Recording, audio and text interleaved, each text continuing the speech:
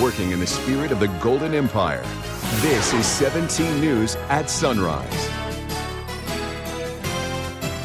He was just a teen when he murdered his mother, but since then his good behavior got him a rare request for resentencing. The comments the judge made about Parker Chamberlain's future right before denying that request. A phone call from the bishop, that's how it often starts. But the Fresno Diocese is warning people it's all a scam. The things you need to look out for. During a time when most women stayed at home to raise their children, she was working 3 to 4 jobs to put food on the table. As we look back on the amazing 102 years of Edith Maureen Mills, she shares what carried her through those tough times. On this Thursday, March 14th, 2019.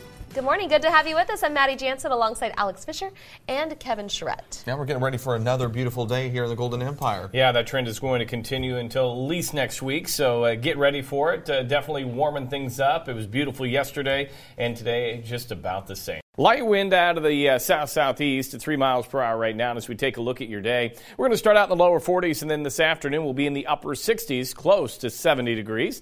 And then for the mountains, currently 32 degrees. You have an east-southeast wind at 10 miles per hour, and hour by hour here. We will warm up nicely this afternoon. But the one thing we're going to be dealing with this morning, if you're traveling over the Grapevine, is some strong winds. So keep that in mind. And the hour-by-hour forecast looks like this. Starting out in the 30s, and then we'll look for the lower 50s this afternoon. A little bit breezy by 3 o'clock, a southeast wind at 15. And the Gulf Day forecast looking very nice with the clear skies. If you're going to be heading out around 8 a.m., 40 degrees. So warming up to 57 at 11, and by 2 o'clock, we're right near 65. 5:02 now, and we begin with some breaking news out of Washington. After weeks of anticipation, former Texas Congressman Beto O'Rourke has officially announced he's running for president. He's the latest Democrat to toss his hat in that very crowded ring. Known simply as Beto on the campaign trail, the 3-term congressman from Texas made a splash in Texas politics and raised his profile nationally when he ran against Republican Ted Cruz for the Senate in 2016. We'll have more details on his announcement coming up at 5:30. It is 5:03 now, and he murdered his mother when he was just 15. Nearly 20 years later, he hoped his good behavior since then could get him out of prison. In 2001, Parker Chamberlain savagely killed his mother, Tori Knapp. He was sentenced to 26 years to life for the crime. 19 years into his sentence, the Department of Corrections asked the court to consider reducing Chamberlain's sentence, noting he was a model prisoner. CDCR has made this kind of resentencing recommendation for only 33 inmates out of some 120,000 prisoners statewide. But Judge Michael Bush denied that request yesterday. There is no doubt in my mind that the defendant will probably someday be released. But today is not that day. The petition is denied. We are in recess. Chamberlain is next eligible for parole in 2023. A former Kern County Sheriff's candidate is accusing the Department of defamation and invasion of privacy. Justin Fleeman filed a claim against the county yesterday. Although he lost the election to Sheriff Donnie Youngblood, Fleeman is still the department's chief deputy. Fleeman claims Sheriff Youngblood and other high-ranking members in the department retaliated against him because of his decision to challenge the sheriff. The claim even makes reference to an appearance with us here on Channel 17, where Fleeman alleges the sheriff misled the public when Youngblood said it was Fleeman who was in charge of the property room where evidence had disappeared from. That's just one of numerous incidents Fleeman lists in his claim. In regards to retaliation, the claim also states Fleeman was placed on administrative leave last September based on an unspecified allegation related to an internal affairs investigation. PG&E is not going to face criminal charges in connection with the major wildfire that ripped through wine country in 2017. The utility was facing prosecution from district attorneys in 4 California counties. In a statement released yesterday, the Sonoma County DA said there was not enough evidence to prove PG&E acted with a reckless disregard for human life in causing those fires. The legal teams involved discussed the issue with the state's attorney general before making this decision. PG&E, which filed for bankruptcy earlier this year, is still on federal criminal probation. It's also facing thousands of civil claims from wildfire victims. Identity theft is a major issue, but one thief is going so far as to pretend to be a local bishop. The Catholic Diocese of Fresno posted a message on Facebook. It says several people say they're getting emails and phone calls from someone impersonating Bishop Armando Ochoa. The email asks people to respond, and the caller asks the person on the phone for money. The diocese says it's all a scam, and it is not the bishop calling. A Central Valley man is behind bars this morning after leaving an explosive device inside a restaurant. Fresno police were looking for Chad Mazgadian last night after they found explosive material inside his home. Officers spotted his car and he led them on a chase in Eden near a Panera Bread restaurant.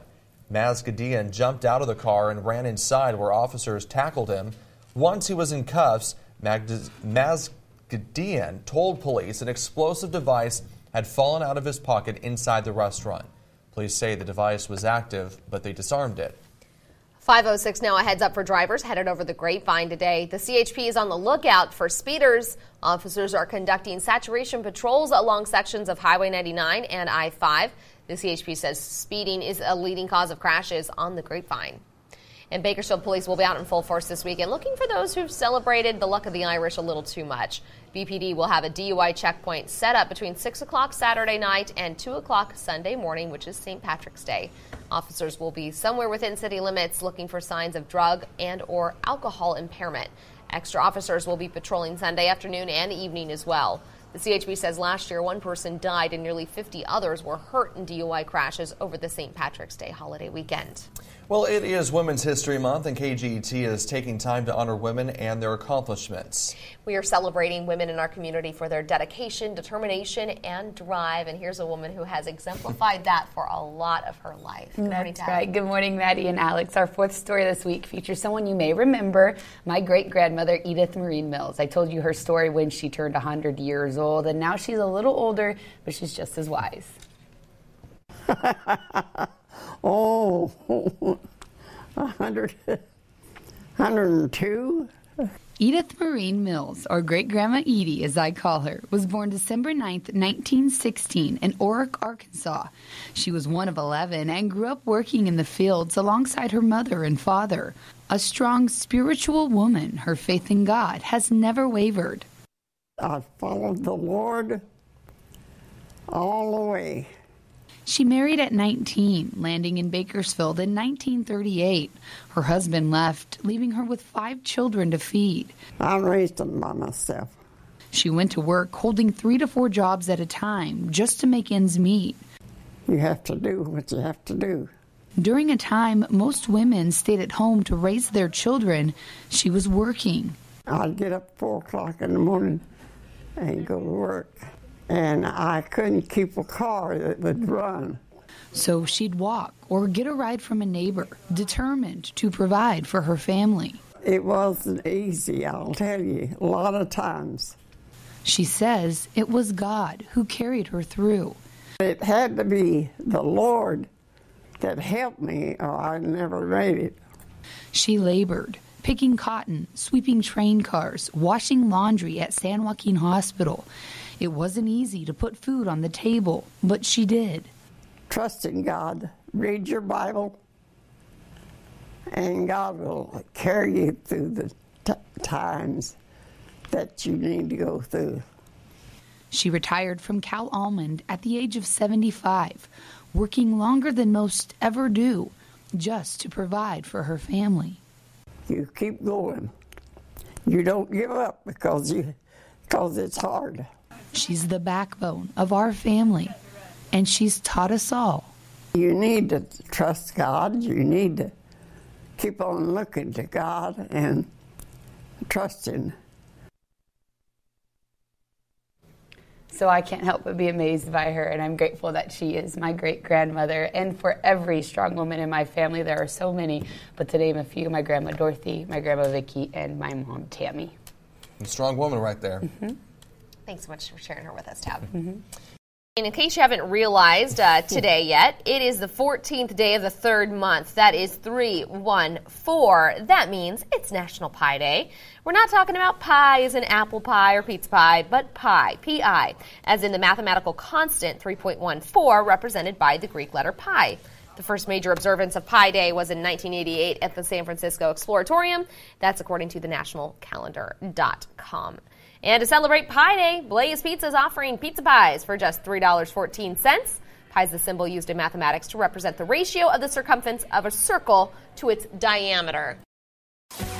Welcome back in your 17 Health Watch. The FDA has proposed new rules that would restrict the sales of flavored e-cigarette products. Under the proposal, flavored e-cig products would only be sold at retailers and websites that impose age restrictions. Flavored cigarettes that were introduced after 2016 without FDA clearance would also be subject to new actions, including possibly being removed from the market. The FDA started regulating e-cigarettes in 2016. The latest guidelines are the government's latest effort to curb youth vaping, which has been labeled an epidemic.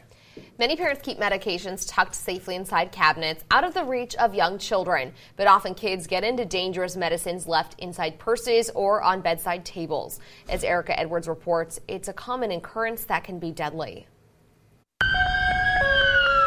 Every 10 minutes, a child in the U.S. is rushed to an emergency department after getting a hold of medication. It only takes a couple seconds for a child to get into something. A new report from Safe Kids Worldwide looks at the number of kids who are poisoned, often by prescription medicines like those used to treat high blood pressure and diabetes. Even medications that are over the counter, which many people carry in their purses or in their wallets or leave on a counter, can be very dangerous for children. While pill organizers can be convenient for adults, they're generally easy for little fingers to pry open. Experts recommend keeping purses, tote bags, pill boxes, anything with any kind of medication up high. And keep the poison control number on speed dial, 1-800-222-1222. Erica Edwards, NBC News. Yeah, if you don't think you need that number, think again if you have kids. That poison control number operates every day, 24 hours a day. And once again, it's 1-800-222-1222. We're back at 524. Whether it's buying food, paying bills, or other expenses, Americans spend a lot of money in a single day. A new report looks at just how much the average American spends on a daily basis. And according to GoBankingRates.com, on a given day, the average American spends about $164.55. The firm analyzed data from the Bureau of Labor Statistics in multiple categories covering both necessary and discretionary spending. Overall, Americans spend the most money on housing, followed by groceries, utilities, and health insurance. Millennials ages 25 to 34 spend the most, about $209 a day. Wow.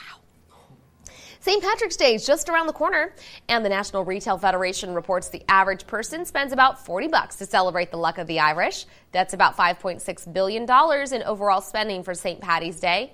Last year, spending for the Irish holiday hit a record high of $5.9 billion.